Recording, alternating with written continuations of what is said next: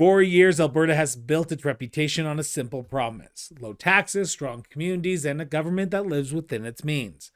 But across Alberta, a growing number of local leaders are asking a difficult question this week: low taxes for whom? Last week, the release of Budget 2026 by the Government of Alberta has sparked an immediate and, yes, even emotional reaction from mayors across the province.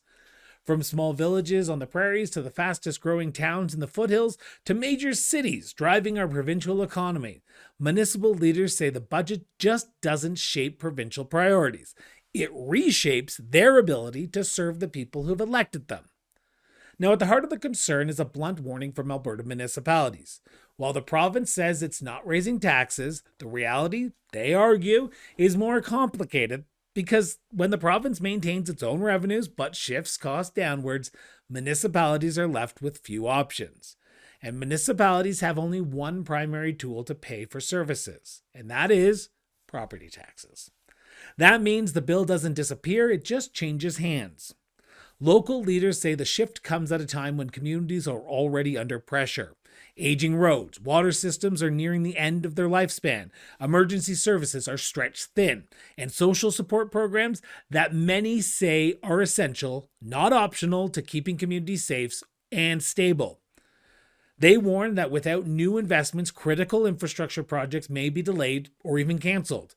And when infrastructure fails, the consequences aren't theoretical, they're immediate. A broken water line, a closed bridge, a delayed emergency response. And beyond infrastructure, the concern is even deeper, about sustainability. For more than 2 decades, municipalities have argued that the balance between provincial revenue and local responsibilities have been out of alignment.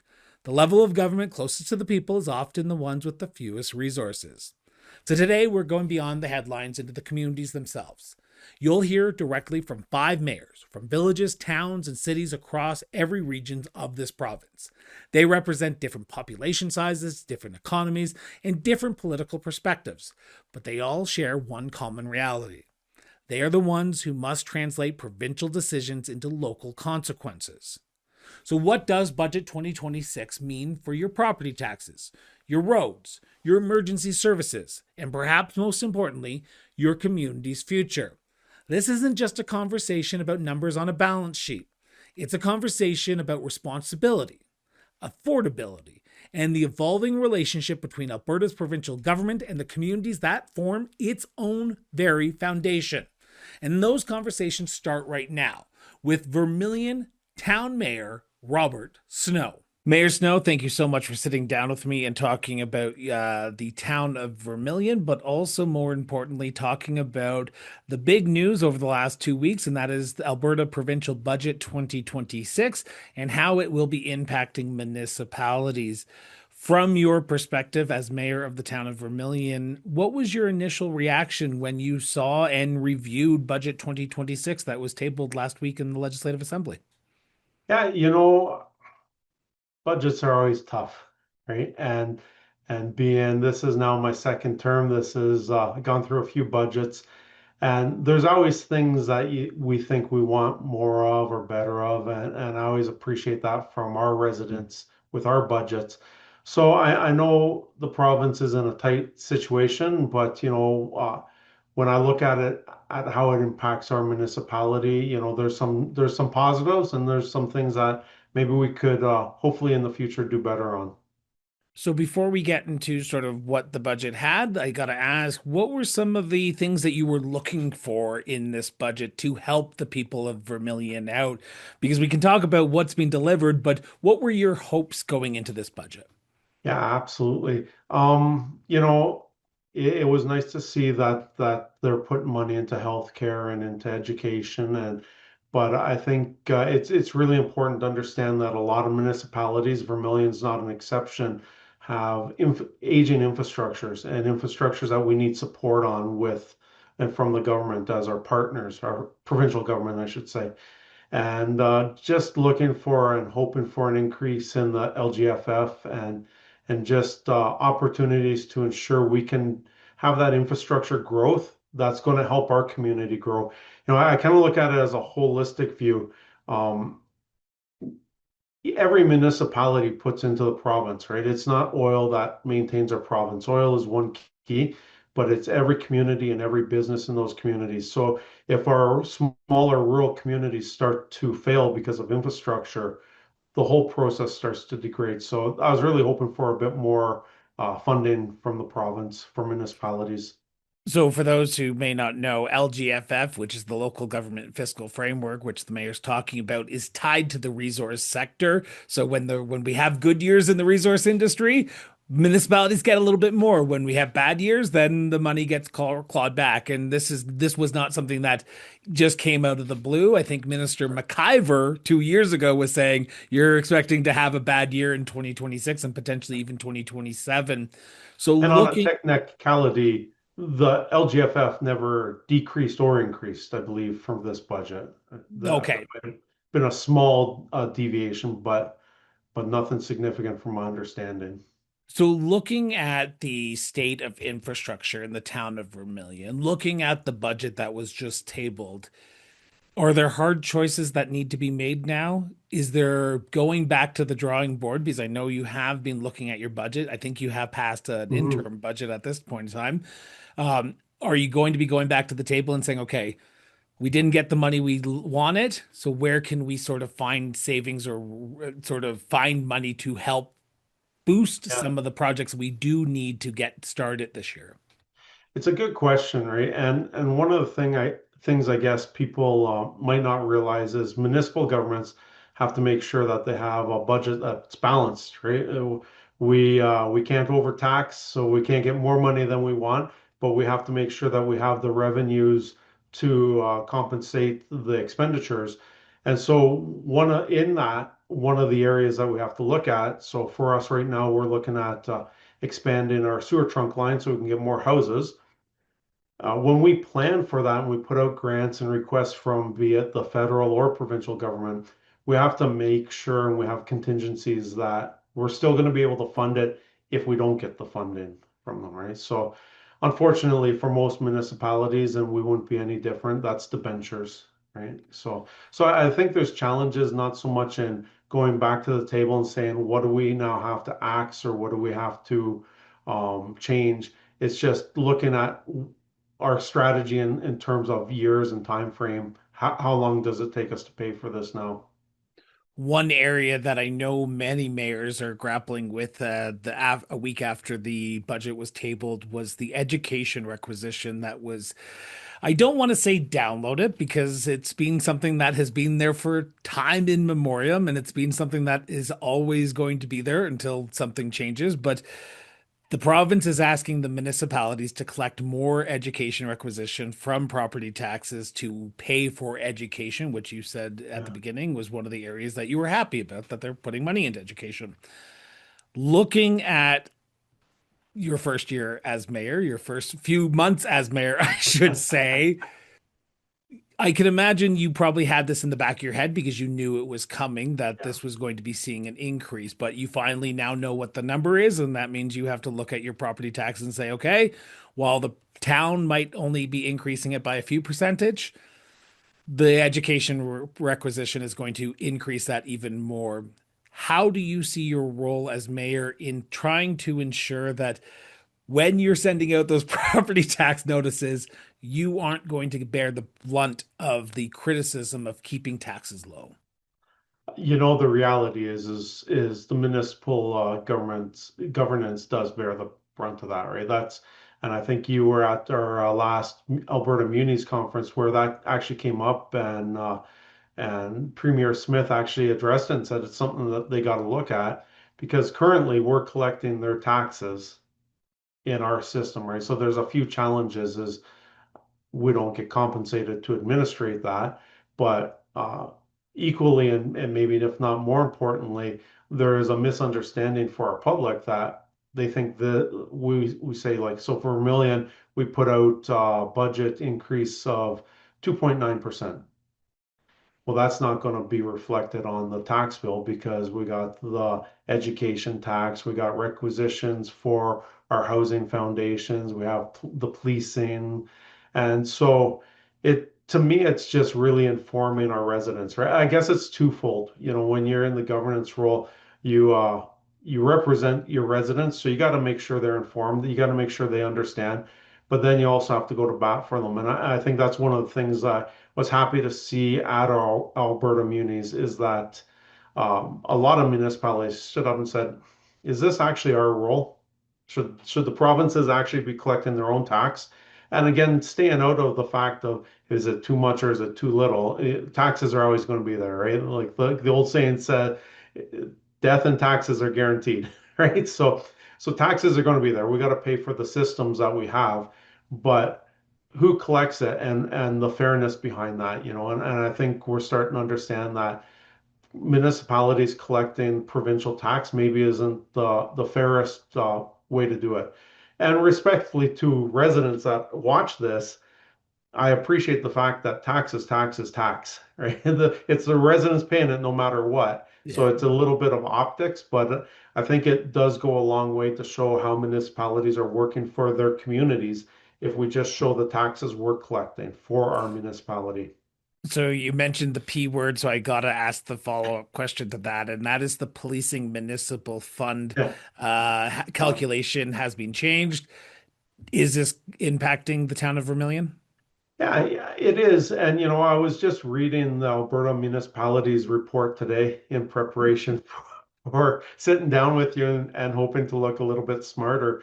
But one of the things that really jumped out at me, they identified that over the next 5 years, municipalities under 5,000 are going to see 120 to 130% increase in your cost for policing. So today it might not be terrible. Today we might be able to manage it, but when you increase that by 130% and given the revenues aren't coming back, and again, you know, it's not slinging mud at the province. That I understand, It's but just the truth. it's just the truth, right? So it's just a reality that I think a lot of municipalities, 5,000 and under, or larger for that matter, have to address. How do we make sure we have funding for policing without overburdening our taxpayers? And so I think that's going to be a lot of discussion and a lot of dialogue. I look forward to our upcoming Alberta munis to see what other municipalities are thinking as well. But it's going to be an interesting road ahead, to say it lightly. Looking at the infrastructure, because that's the major concern I think a lot of mayors are Yeah. talking to me about, is how do we pay for projects that we can't pay for because the services are the only source of revenue that we can rely on is property taxes, and you want to seem like good stewards of taxpayer dollars so you don't raise it too much.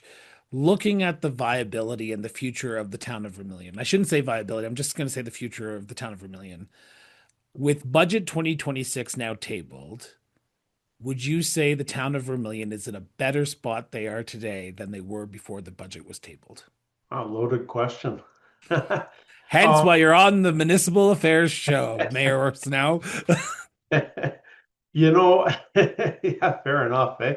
Um, That's a hard question in because I guess it's multifaceted, right? Like in some areas, um, we might be in a little bit better.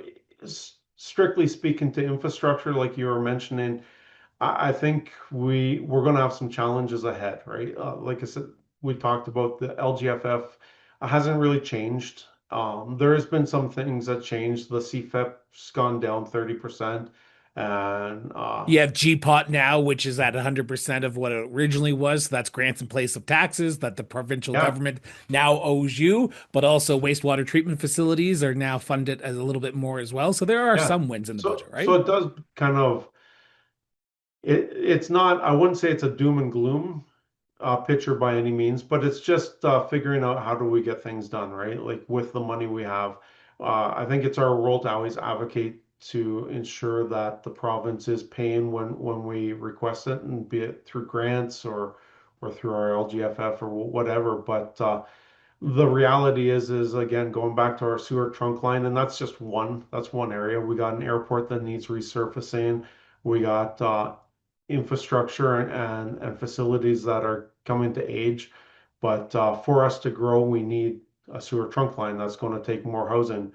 And when we initially 4 years ago looked at this project and we got it priced out and we put some money into it and we started the process, well, 4 years later, when we get it reassessed, the new price is the exact same price as it was before, even though we put money into it, right? So I think that's the challenge is inflation's going up. The costs never going to get cheaper, but how do we get the money? And for a community our size, if we're going to tax people on $7, $8 million for sewer trunk line, the taxes are going to be at the point where nobody's going to want to move into those new houses, right? So I think that's the important key of keeping the province as a partner is we need to make sure that our rural communities make sense to live in. They need to be viable. Why would businesses move here if taxes are 4 or 5 times higher than they are in Calgary, right? It wouldn't make sense. So I know that's not an answer, but I It's an guess, answer. It's an answer that brings up a question around partnership. yeah. Because I think more and more municipal leaders that I'm talking to over the last week, I would say, since the budget was released, they're telling me the same thing. We want a partner in Edmonton. We want a partner to work with. Hmm. What would a true partnership between Edmonton and the town of Vermilion look like to address some of the issues we've talked about for the last 15 minutes? Yeah, that's a really good question. I think a true partnership would have to start with good dialogue, right? And I kind of would equate it to relationships. Or you go into it with your what you're getting out of it. But once you're in it and you start communicating, you start going on that first date and the second date, then you start to realize, hey, you know what? Together we got some common ground. And I think that's the one challenge. And if his worship Mayor Knack is listening, I would love to have a chat. But I think that's where we start is instead of saying, hey, I'm from a small rural community and you're from a major city, we're both municipalities in the province, right? And how can what's some shared ideas that we can have and what's some shared goals that we can have? I think the challenge in the past, and hopefully we're getting past this, and maybe I should say a challenge I've perceived in the past, and it might not be other people's challenges, is that level of secrecy, right? I can't tell you what we're doing because you might take it, right? And since becoming the mayor, I've tried to really, I've joined, NAGO, the Northeast Alliance, Alberta Alliance for Growth and Opportunity. And then the Alberta Hug. That was a hard one to say. NAGO is so much easier to say. Alberta Hub, and then even closer home, Vermilion River Regional Alliance. We need municipalities to start coming to the table and saying, not what can I take from you and what can you take from me, but what can we do together as a region? And the one thing I think, in my opinion, my humble, uneducated, uninformed opinion, but elected official opinion, is just looking at that Highway 16 and getting that as an economic corridor like we have Highway 2, right? I think the more economic corridors a province can have, we talk about getting oil out of the province a lot, but we have a lot more to offer than just oil. And getting those corridors to bring in and send out our products, I think would be key. So that might be one way to work with a city like Edmonton. So my final question before I let you go, what's your message to your residents now that the budget's been tabled? It hasn't been passed yet, but it has been tabled. What's your message to residents about where this now goes? Because they're going to get, as we've talked about in the interview, they're going to Mhm. get their tax bills. They're going to read that one number at the bottom of their tax bill or at the top of the tax bill, depending on where you put the final amount owing. And they're going to say, oh, there's the municipality spending like a drunken sailor Uh, again. What's your message to the residents of Vermilion about where you see the town going and how this is going to impact your town? Yeah, I'll start with saying the key thing is to have a message. I think that's what I've learned in my last term is we try to put our heads down and do the work without putting out a message. People don't know what's being done. So the key is getting that message out there. Yeah. But I think on top of that, and to your point of, taxes are going to go up because globally they're going up, right? Provincially and municipally, is just we understand, and as your elected officials, we're here to advocate on your behalf, and that's to ensure that there's a sense of fairness, right? My personal view is, yeah, we have to have tax, and that's again, like we said, never going away, but there has to be a balance, right? We can't get all the services we want in that tax bill, and it costs us so much, there's no one left to use the services, right? And I don't say that in an argument about we pay too much for services. Services are expensive. I was looking at the budget for health and for education, and they're expensive, but they're things that are important to us, right? And so I think just understanding that we represent balance, and we're going to represent our residents in balance when we speak to the government, and we're going to keep on working with them. Uh, as well as me, we're in tumultuous times, and there's a lot of different opinions on what Alberta should be and shouldn't be.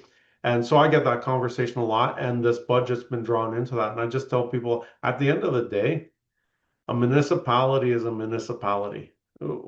We work with the environment that we're in. It doesn't matter which party's there. It doesn't matter what the turmoil is from other countries. We work in that environment to make sure we're sustainable, right? And so that's our goal. And yeah, hopefully the residents find peace in that. Well, I know I keep on saying this is not the last time you and I will chat, but I Yeah, thank you so much, Mayor Snow, for sitting down with me and talking about this and how it impacts the town of Vermilion. So greatly appreciate it. thank you for having me. Now we turn our attention to Northwest Alberta, where we're going to be sitting down with the town of Sexsmith Mayor Kate Potter. Mayor, thank you so much for sitting down with me and talking about Budget 2026. Now we are about a week and a bit after it was tabled in the Legislative Assembly. Gotta start with a very simplistic question, but what was your initial reaction? And now that it's been a week, is the reaction changed from what you originally saw in Budget 2026 to where you are today? Well, thanks, Chris. Good question. I would say the initial reaction was, is there something that I'm missing that is not here? That I think there was expectation or hope that there would be a little bit more movement in some of the areas that we've been advocating for as municipalities over the last while. And so wondering if there's things hidden behind, like in budget lines. You often get the big picture, and so sometimes you don't know where things are going to be listed or if there's something missing, or that I've missed. And so it's always that, okay, I need to learn more. Now that we're a week out, it's probably where I expected it would be, but that being said, it's been disappointing. Um, we did know, and the province has been pretty clear that it was going to be a tough budget. We knew that there were some tight lines and some things that they were holding pretty firm on. But I think we were hoping to see a little bit more working with us and not feeling like it's working against municipalities. So you talked about the things that you were hoping, and that's always the key word that I pick up on is what were you hoping to see in this budget that would help the town of Sexsmith? So I think one of the pieces that across the province we've seen is sort of stagnated funding for things like FCSS, for firefighter training, for instance, for emergency services, medical services that towns provide that are really AHS's responsibility or have been. Even on LGFF, I'm thankful that we have stable funding and that we know what we're getting now 3 years out. But the fact that we're still sitting at such a deficit position to where we were 11 years ago is concerning, and it's not recognizing and the reality that the province even talks about, which is an increase in population, an increase in cost of living. And so those things aren't accounted for. And so I think those are the things that we were hoping we would see more of, even though, yes, we recognize it's tough. We were hoping to see a bit of change there. The more mayors I speak to around budget 2026, the more I get the impression that Infrastructure is the top priority for a lot of mayors across Alberta right now, with aging infrastructure, with what we saw go on in Calgary, not just this year, but even last year and the year before that. When you look at your own internal infrastructure assets, are there concerns that if we do not properly adequately fund our infrastructure, we could be heading to a point of no return where it could be much harder to repair than it would be if we had the money to do it today? 100%. I think that's the reality for municipalities, is that we all are sitting with infrastructure that's around the same age. And that really has to do with, when Alberta sort of started to take off as a province and the population grew significantly. When you think of that, 100 years ago and 75 years ago, and there's been this increase. We put in a ton of infrastructure, and I think specifically around water and wastewater, when indoor plumbing became a thing. All of that infrastructure had to happen in a community. Well, now that our communities are all at that same age, the reality is that it's all coming to the end of life all at the same time. And we're fortunate, I would say, in Sexsmith. My predecessors in council had good foresight in being able to care for some things and set some money aside to help with that. But the reality is that deficit is still there, that we depend on the province as a creature of the province to help fund that infrastructure, and to some degree. And with that being slowly eroded away, it really sets a lot of communities up for failure. And I think hitting this reality wall where you now have to choose between critical infrastructure on one hand in water and wastewater, and critical infrastructure on the other hand in streets and sidewalks. So which one is it going to be, And of course, water and wastewater is critical. It's something that you need to supply. You also need to supply adequate roads and transportation networks. And losing either of those then also impacts your ability to create funds through economic development, through having residents live in your community. And so it just perpetuates this quick downhill slide. Looking at your own town budget compared to what the province passed, are you needing to go back to the drawing board and say, okay, now that we know where the funding is coming from the province, do we have to look at our own infrastructure projects that we were hoping to get done this year and say, okay, we have to cut this. We may have to move this off to next year because we just don't have the money. Or are you comfortable with the budget that you were internally passing prior to the budget? Because I know you had to wait for the numbers to come out from the province before you passed your official budget. But are you needing to go back to the well, or are you sort of content with where the budget stood before this budget now that it's passed? I think we were anticipating the reality of it. So when we looked at our budget when we passed the interim budget before the end of last year, we knew that it was going to be tight. We knew that we were going to be up against some difficult decisions. And it's actually been a real process, even cutting operationally for us, because we don't have the infrastructure funding in the same way. And we know that that's critical for us. We've had to move money that has historically been operational, that we raised through taxes, and have had to move that over to infrastructure funding. So for this year, we actually we're waiting to hear for some grants, or on some grants, which is the other reality now of what we're doing. And is that a lot of our funding that has historically come through infrastructure funding through LGFF, or historically MSI, now is being offered in grants that you may or may not be eligible for. And so whether now, instead of predictable, stable funding that helps cover infrastructure, you apply against all of your fellow communities across the province, and you hope that you get selected. And even with that, when we looked at this budget, something that was a little bit shocking to me was the number of one-off granting of funds for projects that were not part of a granting stream. So it only is if you happen to have the project that tweaks the ear of somebody in the provincial government, that you actually get funded for that. It's not something that is open to everyone or equal to all communities, or even all communities of a certain size. I recognize larger municipalities maybe face some greater challenges with population, or communities that are growing much faster, let's say, than my community is. But if there are not funding streams that are open to everyone, you see sort of select communities becoming favorites or highlighted places. It pits communities against one another because everybody wants to know, how do we get into that stream of funding that's not available to everyone? And that's concerning to me too. I'm going to rip the Band-Aid off and talk about the elephant in the room, if you don't mind, Mayor, for 2 seconds. While this budget did maintain some funding for FCSS, we did see the increase of GPOT back up to 100%. There are two areas that I'm hearing from mayors that is of concern. I'd love to hear your opinion of Mayor of Town of Sexsmith.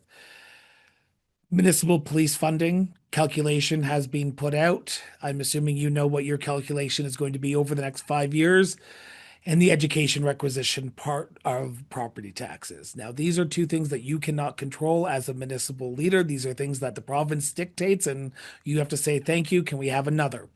Hopefully not. Let's start with the education requisition tax. This is going to hurt. This is going to hurt a lot of municipalities. When we talk about going back to the drawing board about your municipality, I can imagine, as a mayor who has tried to be prudent with financial taxpayer dollars, you don't want to go back to your residents and say, we're going to have to ask you to pay a little bit more, but guess what? It's not us, it's the province. But they don't know that because they look at that bill and they see one number and that's it. Yes. Is it going to be hard to send out property taxes this year? 100%. I mean, it always is. Nobody wants to pay property tax. It doesn't matter who is behind it. No, right? I want to pay property taxes. Okay. I want to pay property taxes for the things that we need. We need roads, we need sewers.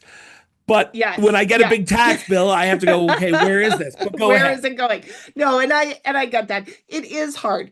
It is hard defending something that is not your decision. It is hard trying to explain where that money goes to when we don't know all the ins and outs of where it goes. If a resident asks me a question about our budget and they say, okay, why do my taxes go up this amount? I can point to in our budget and say, here's why. Let me tell you where the increases are in expenditures. Let me tell you how cost of living is affecting us as a town, and inflation and rising costs impact all of our different departments. When it comes to education tax, the reality is, like you said, it's a pass through, but we are the face of it. And so for our residents, it really decreases our capacity to be able to make choices about increases that are needed for infrastructure and operations within our community when the province is pushing those increases already to our residents. And it's unfortunate. I mean, I know the government has, and I call it a bit of smoke and mirrors here, where it's like, we're not raising your personal income tax. We are protecting you on this front, but then we're going to do it over here. And a tax is a tax. It doesn't matter if it's income or property. But what it does do is it takes, it actually narrows the pool of who they're collecting money from, because not everybody is a property owner. And unfortunately, it sometimes actually hurts the businesses, the ones that are driving economic development, because they're paying a disproportionate amount now on that front. And so, when we look at, whenever we see an education tax increase, we go back to our budget and we say, okay, now that we know the province is asking this much from our residents, how much more can we ask from them? Like, we have to then oftentimes cut services or cut what we can offer so that it's a reasonable amount to swallow for the residents. And in Sexsmith, we've seen, smaller increases. Last year was significant in that 10% range. This year for us, it's probably, for most people, will sit in the 5 to 6% range. But if you have a 5 to 6% increase already, it's like, how much more can we ask our residents to pay? If we wanted to do a 3%, suddenly now they're paying 8%, which is, that's so much when you consider that a lot of people live already on a pretty tight budget. Is that sustainable though? Because that's the big question. And I'm not trying to be glib about that, is Yeah, because if you are at the whim of the province, which you openly admitted, you are a creature of the province, which the yeah. province would be like, yay, someone agrees with us that they're the creature of the province.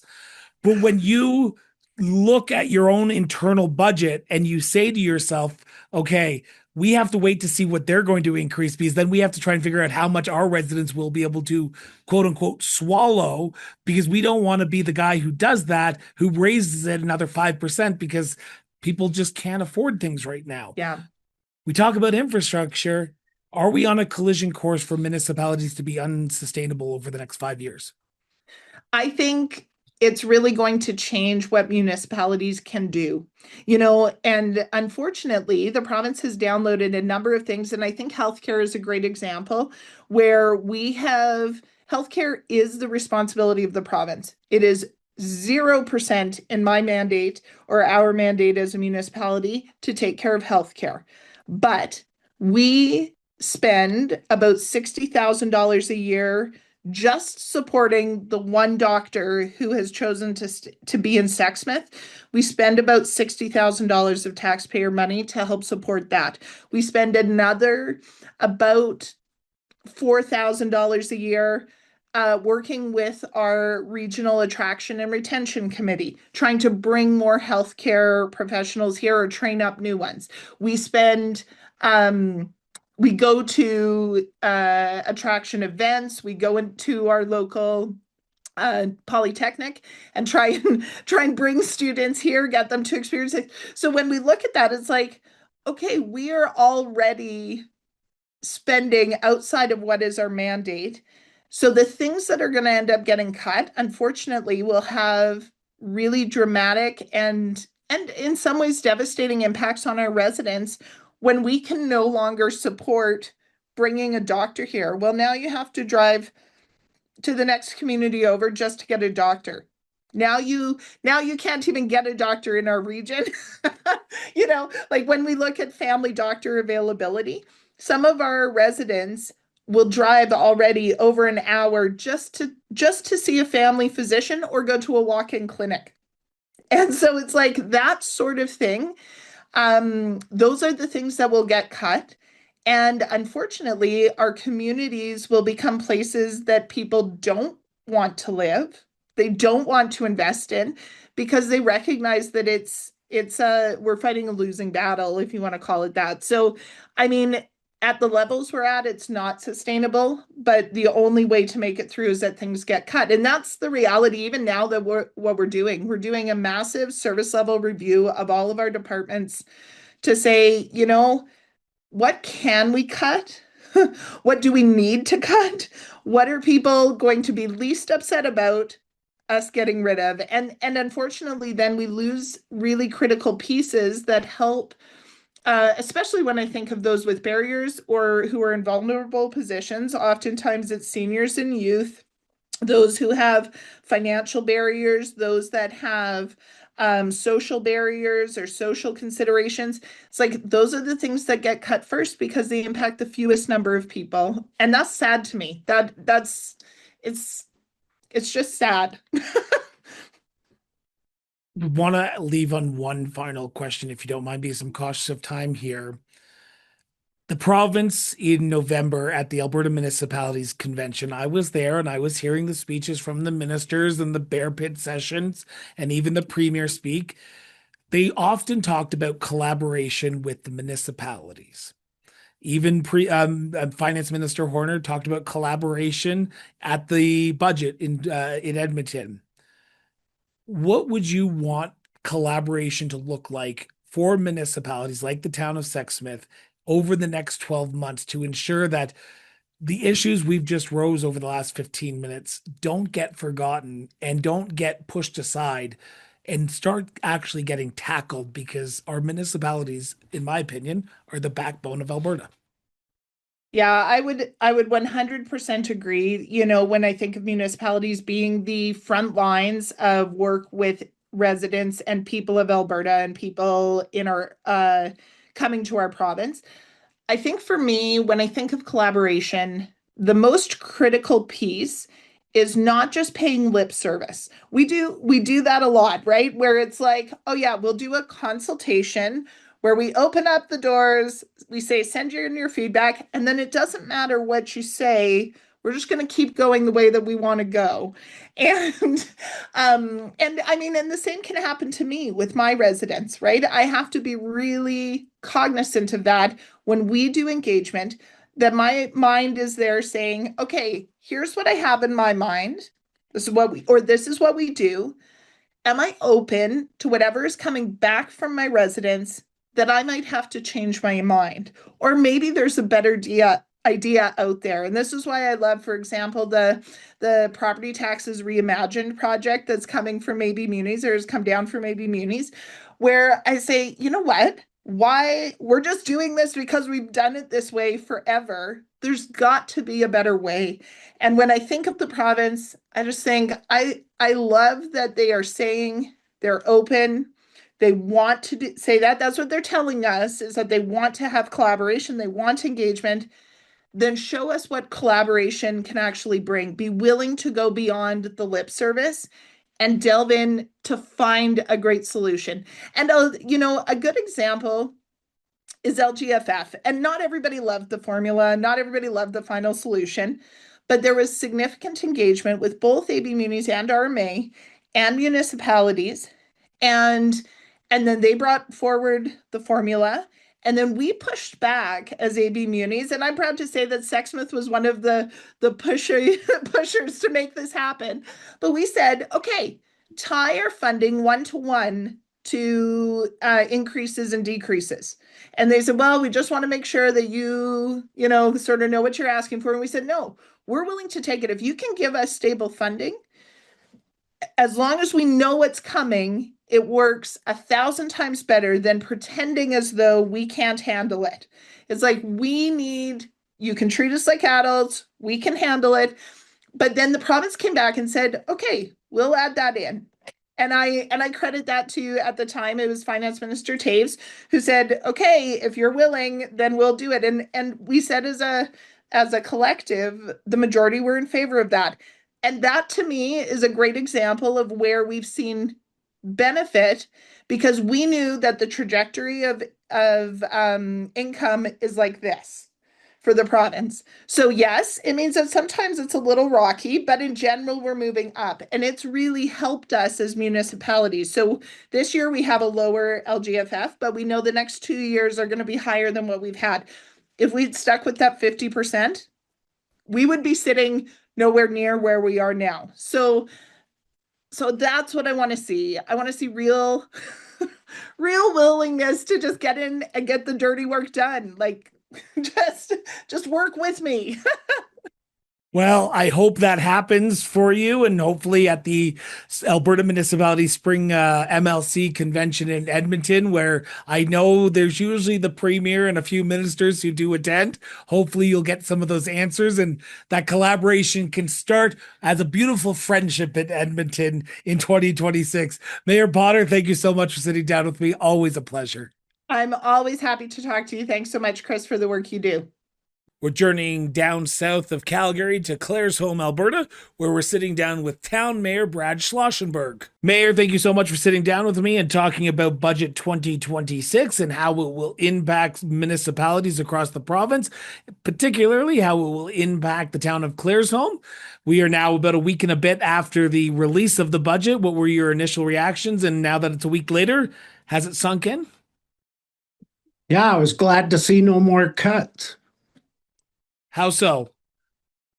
Well, we're still getting our LGFF and FCSS funding, and yeah, the budget was fine.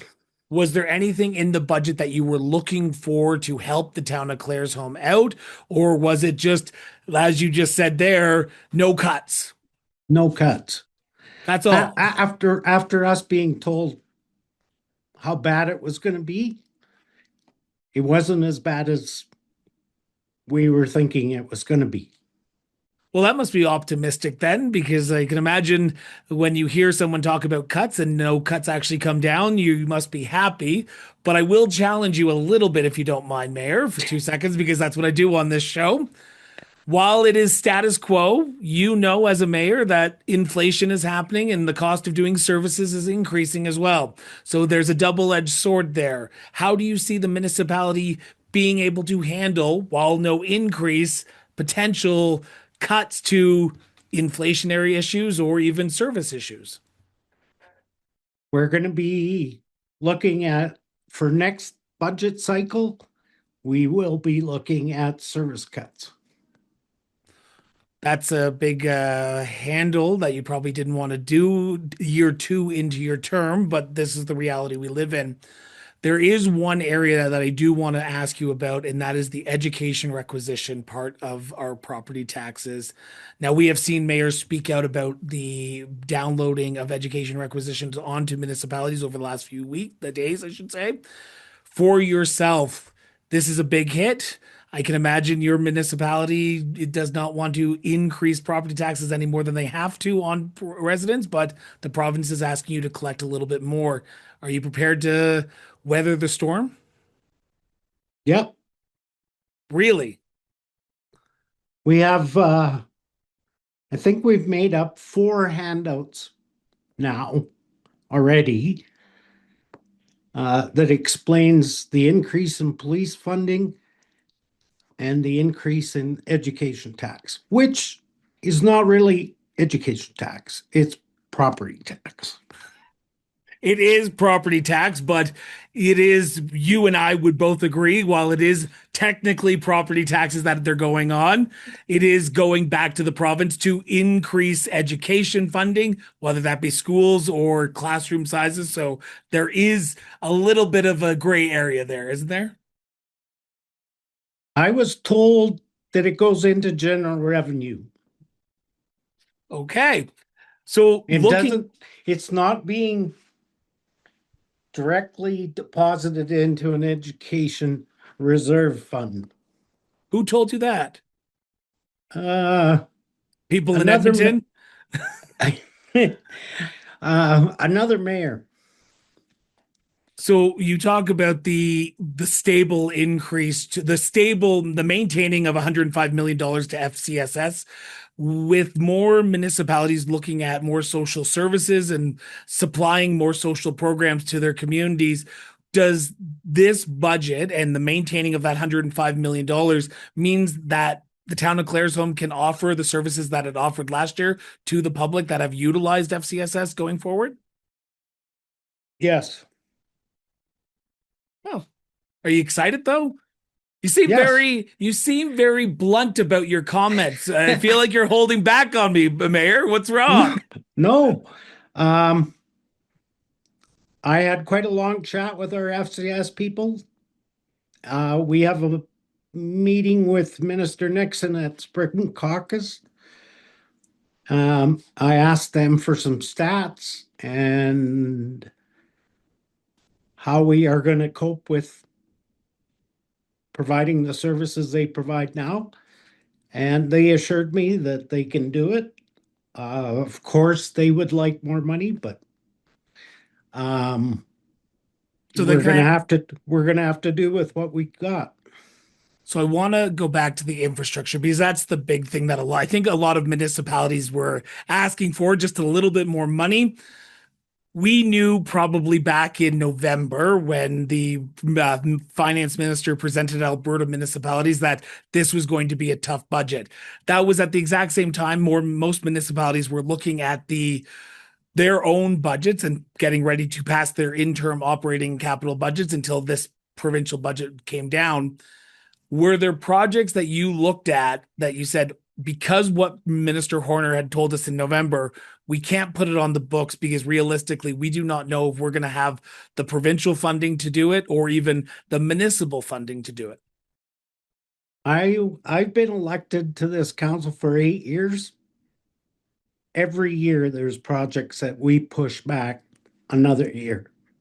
Is that sustainable? No, So how do you move forward then? Because you just openly admitted that 2027, you're probably going to have to look at some service cuts. How do you move forward with aging infrastructure, with services that are coming up to need repairs, with the same LGFF funding and same property taxes that you have tried to keep low moving forward? you do what you can with what you have. We have a project for a main sewer line that has to go across Highway 2. We were supposed to do it last fall, but we had to negotiate with Alberta Transportation because it goes under the highway. That project is going to cost us $1.2 million. We created a reserve fund with our water and utility rates that are going to fund that whole project. Wow. So we're not we're not borrowing money. We're not using LGFF money. It's completely funded with our reserve fund. That's awesome. So the town of Claresholm is being set up through reserves for any potential growth that it deems necessary. Well, what's absolutely necessary. I guess there is keywords that I forgot there. Yeah. You only can do the stuff that's critical, right? There is all kinds of stuff we'd like to do, but that is not in the cards. You're only going to do what's critical. Now, they did maintain funding for LGFF, FCSS, but they did also increase the back to 100% of the GPOT grants in place of taxes that the provincial government pays to municipalities. That must be a win for the town of Claresholm that has a few provincial properties that need to pay into the town. Yeah. That was never a huge pot for Claresholm, but whatever. Any money is good money, right? Yeah. No, the LGFF is the critical funding that we have to have. So And as a municipality and Alberta Munis, we agreed to that program when they made up LGFF, that when revenue for the province goes down, so does our LGFF. tough year this year. You, in your own words, it's been a tough year. It's going to be a tough year next year. Are you optimistic about the future of Claresholm with what we saw in this budget and where you are today and how the future has to unfold over the next few years around infrastructure for spending, social services, and the growth that we're seeing in our own communities with new housing needing to be created to offset the boom in our population? Yeah. It'll be tough, but I'm optimistic. I honestly believe Claresholm's going to thrive and grow. And yes, there's probably projects that we're going to have to push back a year, but that's the reality, and that's what we will do. What we have to do, but Looking at the next few months, the next 12 months, as this budget has now been tabled, what's your message to the provincial government of how they can cooperate? Because it seemed like from the conversations that the minister was talking about in Edmonton when he released the budget, he wanted to work alongside municipalities. He wanted to work alongside mayors like yourself to increase the sort of prosperity that Alberta is known for. So what's your message to the province to ensure that cooperation does happen over the next 12 months? we had a meeting with our MLA. That was our critical message to her. Quit butting heads with municipalities and work with municipalities. Work with us on results. Work with us on doing what we can. Don't be confrontational. Work with us. Well, Mayor, I want to thank you so much for sitting down with me and talking about Budget 2026. It's always great to have a chat with you, and I look forward to our next one at the Spring Convention in Edmonton in about 3 weeks' time. So thank you so much, Brad. Thanks, Chris. Have a great day. And now we turn our attention to the Lethbridge area, where we're sitting down with Town of Coalhust Mayor Deb Florance. Mayor, thank you so much for sitting down with me and talking about the Budget 2026 and how it is impacting or will be impacting municipalities across the province of Alberta. Now, we are still in early days of Budget 2026, and while municipalities are still sorting through what the wants and the asks were and what they got, what was your initial reaction as mayor of the Town of Coalhust? So as far as the budget 2026, there was a few things that we were worried about, and that was, of course, the impending increase to the police funding model. And that's something that, we are continuously worried about, that 22% increase and it rising up to 30%. So that for our town is the biggest thing that we were watching for, and the biggest thing that we are now going to have to worry about moving forward. So before we talk about that a little bit, I just want to ask, what were your hopes for this budget? What were you looking for in this budget to help the Town of Coalhust out? What we've seen with the switch from the MSI funding to the LGFF funding has actually benefited Coalhust, because we had seen an increase to our provincial funding. And so we had hoped that we wouldn't see a decrease to the LGFF.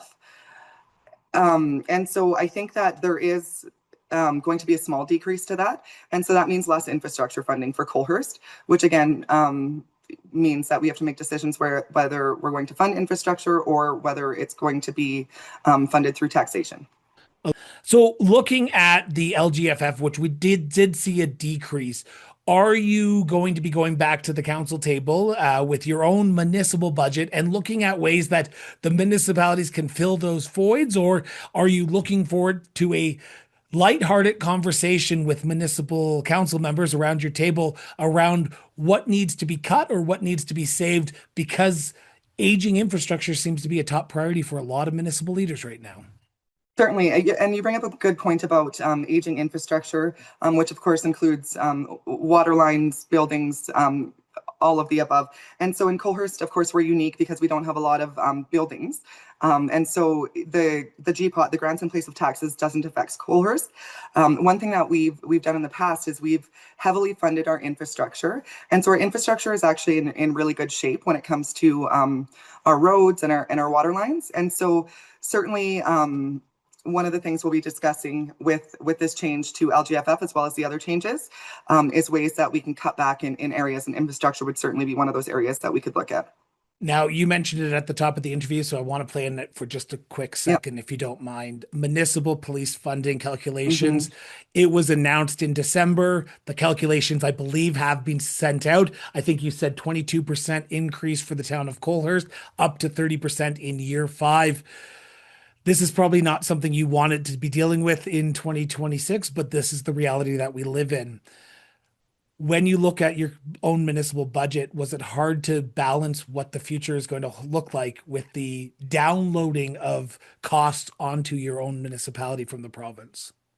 Certainly, that's huge. I think that in Coalhust and certainly in other small communities that are with similar composition, we are a town that is 95% residential. So any tax increase falls directly mostly onto the backs of residential taxpayers. And so we're looking at trying to make changes in our operating budget to increase investment and to do projects. And now that we have this very large increase coming down the pipe in the form of an operating expense, it really going to make us think twice about what we're actually going to be able to fund and where the money is going to be coming from, especially, again, in a town where our taxes are mostly residential, right? Another thing is with can I just jump in here for a second? Because yes, I think this is the part that I want to make sure we get on the record here, because this is the big thing that came out of Budget 2026, in my opinion, as the host of a municipal affairs show. Education requisition is going up. Yes. And we are seeing some municipalities struggle with the amount that it's going up with.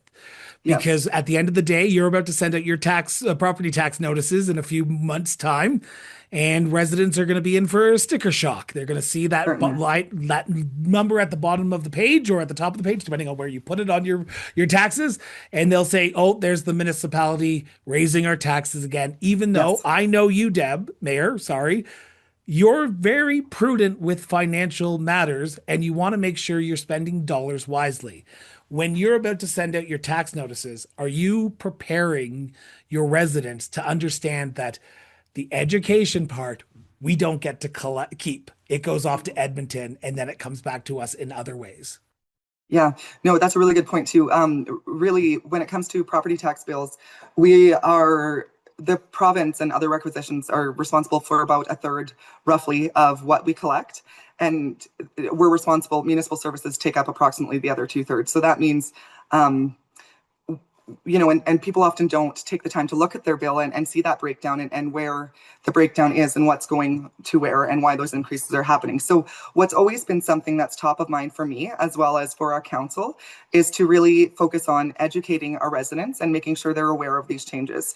So we've been really good about communicating that through our social media, through mail outs, and just trying to help folks understand that it's not a reflection of anything that we're doing. And especially communicating too, and the other tough one is because the policing is within the operating, communicating that clearly as well. And so huge, I love that you said that educational piece, that's huge. There's not a lot we can do about these increases, and we just have to kind of bear with them and make sure that we're communicating clearly where this is coming from. You and I were both in Calgary in November for the Alberta Municipalities Fall Convention, just months Yes. after the fall election. Now, while there, Minister Horner said this was going to be a tough budget. He laid it right Yes. out there for everyone. The Premier also talked about, and even Minister Williams talked about, they want a stronger partnership with municipalities. They want to collaborate with municipalities. Looking into the future, and I know that's hard as a municipal figure because you're always reacting to a lot of issues, but you're always trying to plan for the future. What does true collaboration between the province and the town of Coalhust look like, in your opinion, as mayor? I think true collaboration would look like, instead of top down, really engaging municipalities to what these changes are going to look like, before they're fully implemented. And so obviously, province-wide, Canada-wide, we know we're dealing with some really big stuff that's, landed locally. And that's something to consider as well. But I think that good communication with our MLAs and with the minister and with the province about what this means for us, not just the increases in the requisitions, but the downloading of the cost of policing, including,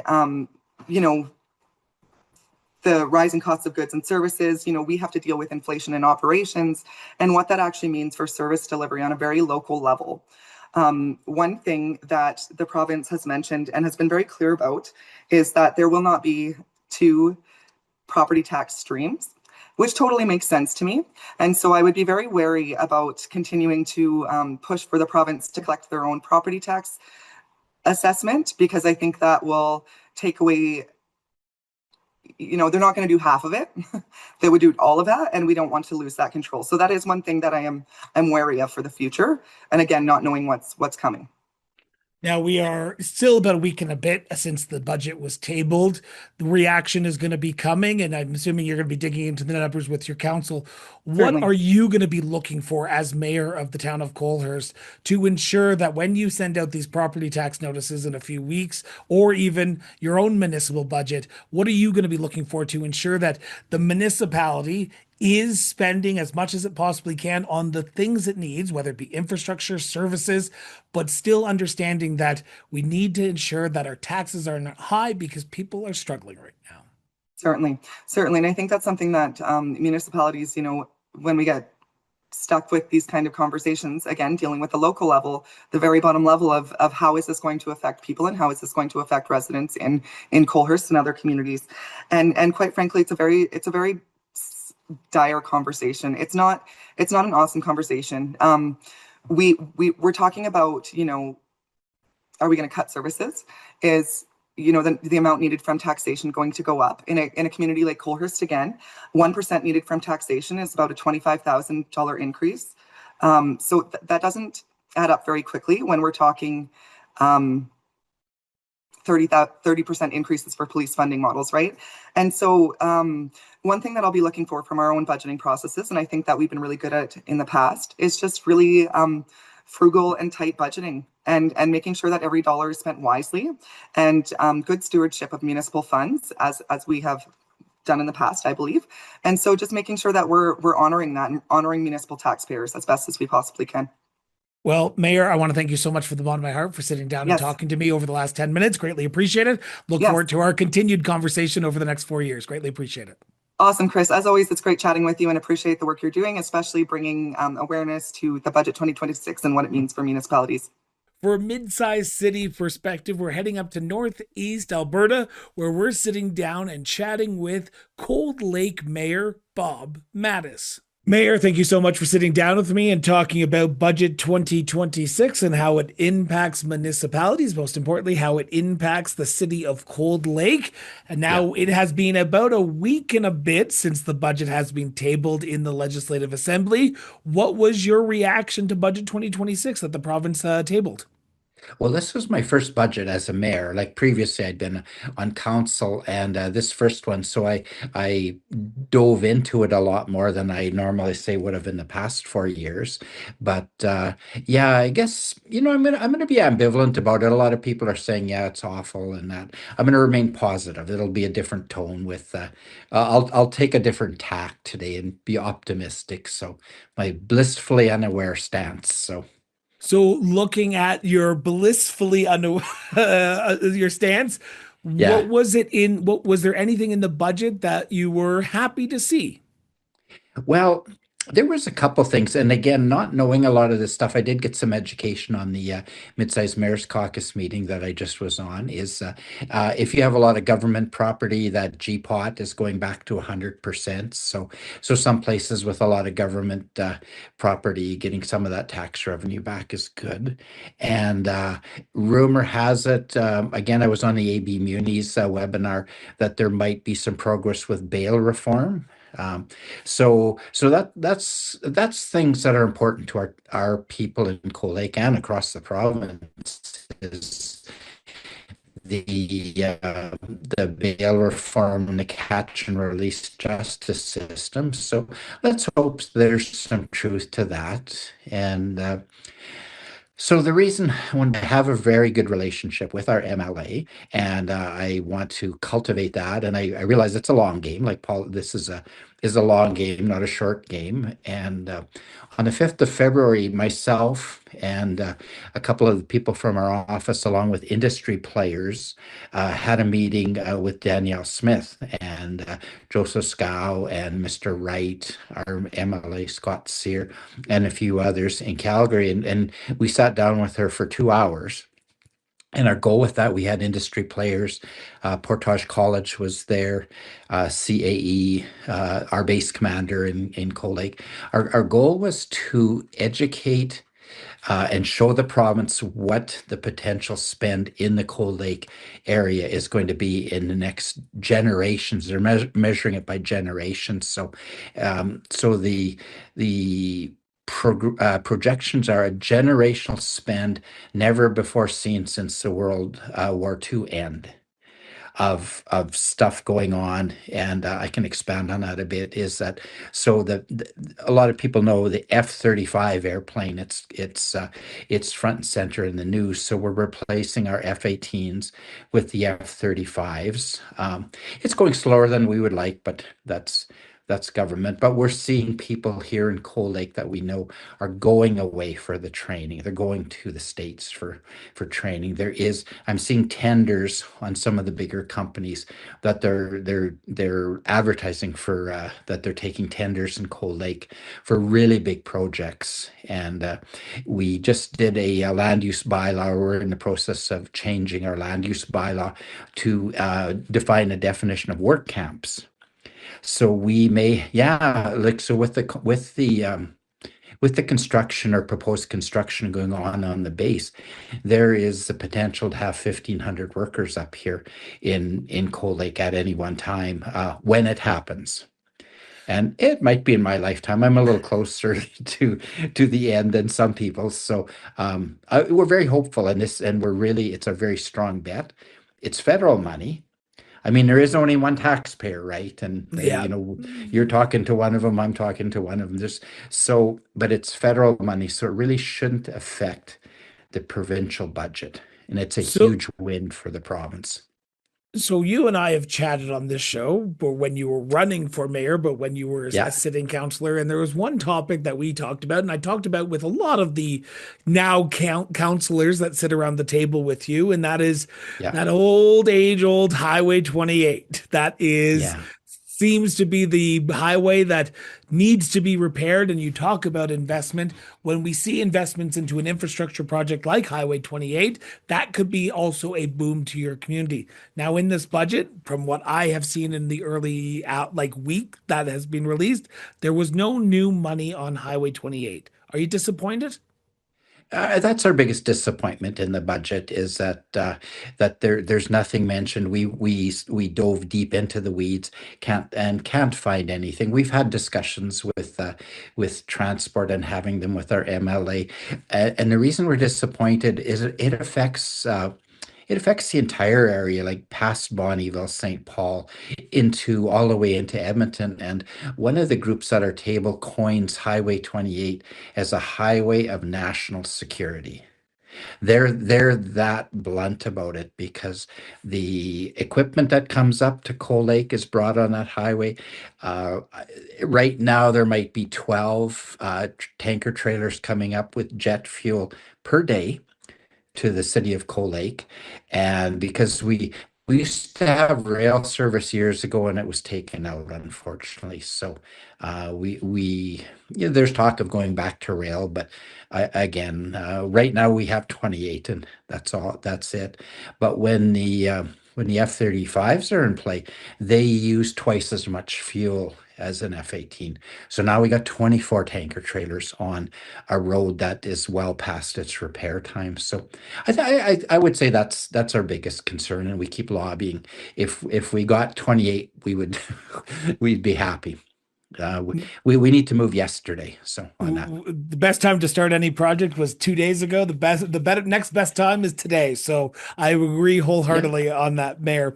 But I want to talk yeah, about one particular thing in this budget, and I'm talking to all mayors, so it's not just a question for you, Mayor. So please okay. don't take it that this is just for you. But in this budget, mayors are reacting to the education requisition that the province is asking municipalities to collect from property taxes and then send out to the provincial government.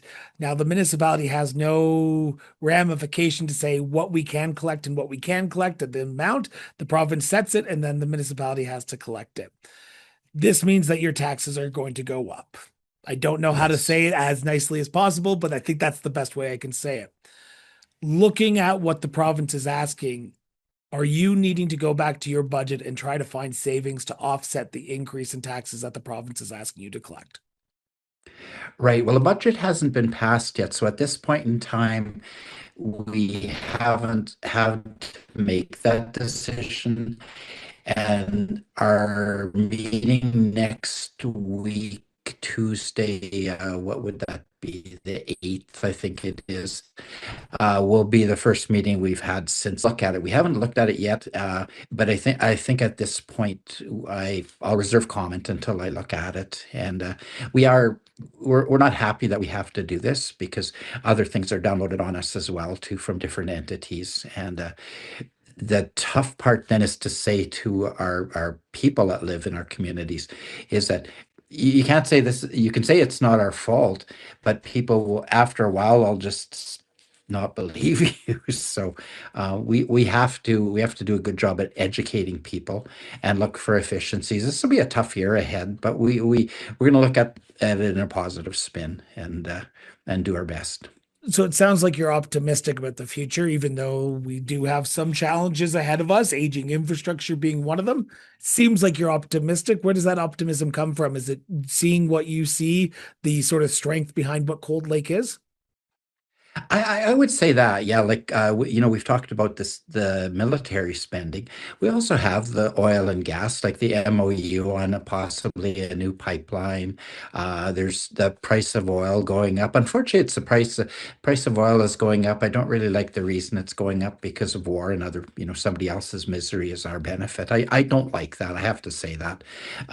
But it does, it strengthens our budget. So, but the industry was looking towards being progressive, so we have that, we have the base, and we have tourism. Like we just hosted the Alberta Winter Games here 2 weeks ago.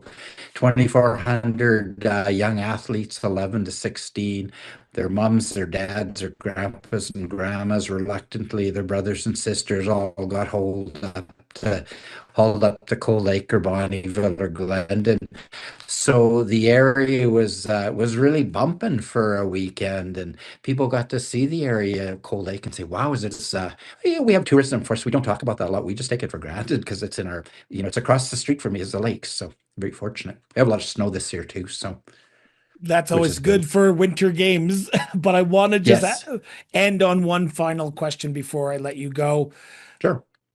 I was at Alberta Municipalities in November in Calgary, where the premier, the ministers all talked about collaboration and working with municipalities. Nate Yeah. Horner, finance minister, during the budget, talked about collaboration with municipalities as well, while still understanding that this year was a tough budget.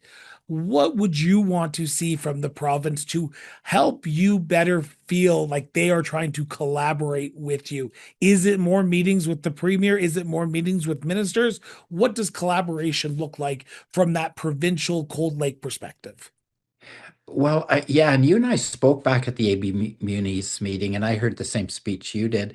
And I mean, we're heartened by that. Like, if it happens, let's make it happen, and work on collaboration. Like I was saying earlier, the money being spent up here is federal money, but we need the provincial government to help us with, say, infrastructure. And that keeps going back to Highway 28. But basically, we're when the area is really producing like gas and oil, and then when we get the military base and that infrastructure up to speed, we're a huge net donor to the province. We give more than we get, quite a bit. Like we're a positive donor, so let's work with them so we can continue to be that donor, but benefit from it. So that's my thought. Well, I appreciate your time and your candor, Mayor. Greatly appreciated. I know this is not the last time you and I will probably be chatting this year, but I appreciate you Yeah. taking time out of your busy schedule to do this. It's so fun to talk with you. I really enjoy it. So thank you so much. Thanks for tuning in for another edition of Municipal Affairs, the show where we take a closer look at the people, the policies, and the practical decisions shaping local governments across Canada. Now, each episode is designed to dig beneath the headlines and bring forward real conversations about the challenges and yes, even opportunities facing municipalities of all sizes. Now, if today's discussion was useful or even thought-provoking, we encourage you to subscribe to the show, leave a review, and share this episode with your colleagues, your council members, and any municipal professional who cares about strong local government. Visit crossbordernetwork.ca to learn about how you can join us for a future episode and contribute to the national conversation on local governance. So until next time, stay informed, stay engaged, and we will thank you again for tuning in to Municipal Affairs.